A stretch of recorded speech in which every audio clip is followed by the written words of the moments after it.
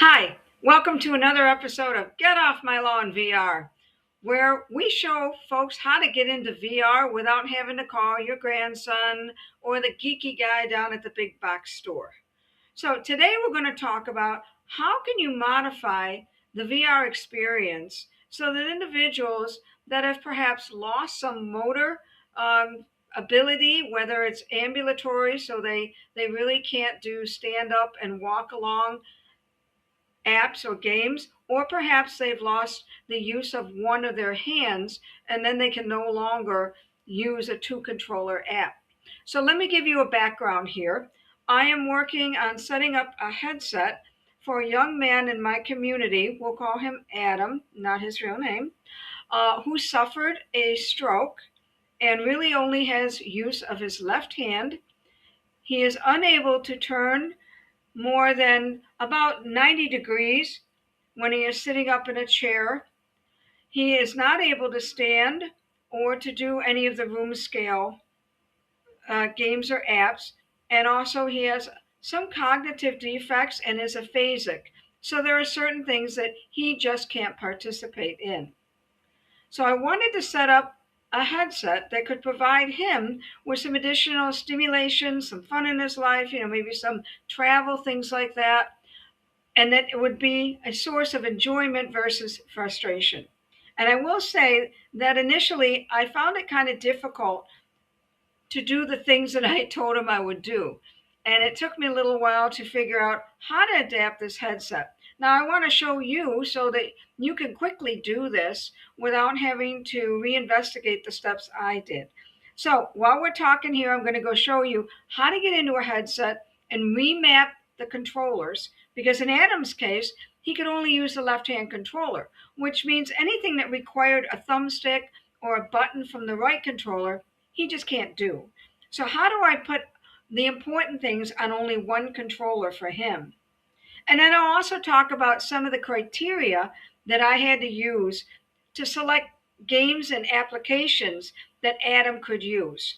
And this is going to lead into my next YouTube episode, which is when I'm going to talk about the game or slash app called Liminal, because that was in one of the things that I primarily settled on for Adam. And we'll also do a review of the game Nature Treks VR. That was another one that I selected for him. And if you or someone in your social circle is looking for games that meet this criteria with one controller and limited mobility, it's going to be worth it for you to check out those episodes to see the reviews of those two games. So without further ado, I'm going to get in the headset and show you how to remap the controllers so that you can use this for your situation. Okay, so let's talk about how we can remap these controllers to allow you or Adam or anyone that needs these type of adaptations to actually do it. So let's go on in here. We're going to click down the quick settings. It's right next to the clock.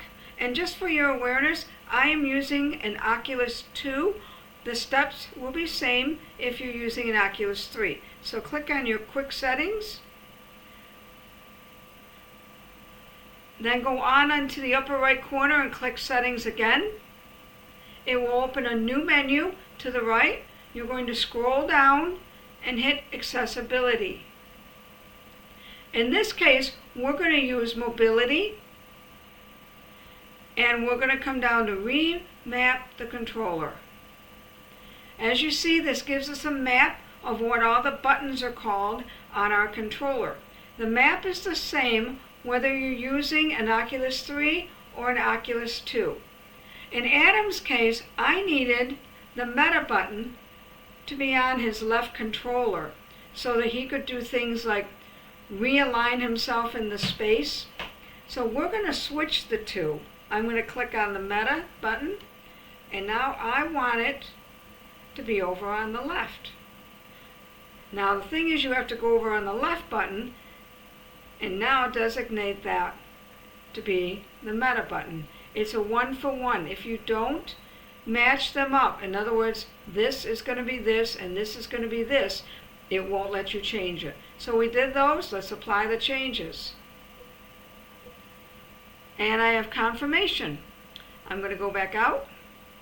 And by the way, it's worth it to check out the accessibility features if you have some areas that needed to be accommodated for.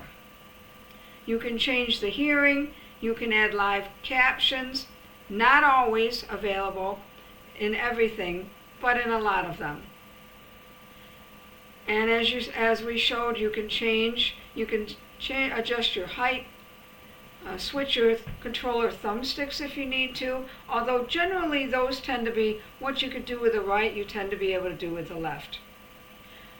All right, let's get out of this. So we're going to look at liminal because I want you to see how they describe it. It's a fitness and wellness. It does have a subscription. It's comfortable. Touch controllers, single, standing, sitting, standing, or room scale. And I needed something that was sitting. There you go. It gives you a bit of a description there. It's comfortable. That's appropriate. Let's see if it gives us anything more. It really doesn't. You can also go ahead and read some of the descriptions for it. But I needed to pick things that had forward facing. And I'm going to show you when we go into liminal how the games themselves were even more applicable for someone like Adam. So let's get out of this. And I'm going to show you something that was pretty cool that I only recently discovered myself.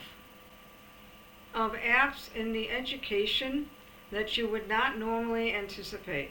And it's a great source of all kinds of interesting apps that are easily adaptable. So if you come down here into education, there's just a ton of them in here. Now the thing is, if you scroll too quickly, it won't give you time to load up the new ones.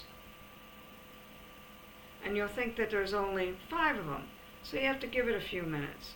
But these are really interesting ones that some of them were put out by schools or students, and some of them are actual games. Some of them were designed for individuals with neurological challenges.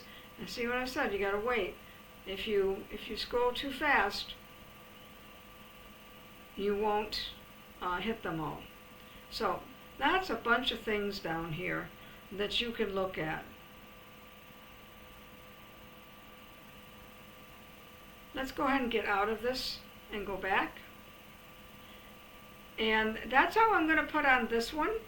We're going to close this one out, and we're going to go ahead and finish this episode and then roll into checking out Liminal and then Nature Treks VR, as those are both apps that I want to put on Adam's headset. Okay, so that was a look at how to remap your controllers and some things to look for if you need to adapt your VR headset and controllers for a specific issue.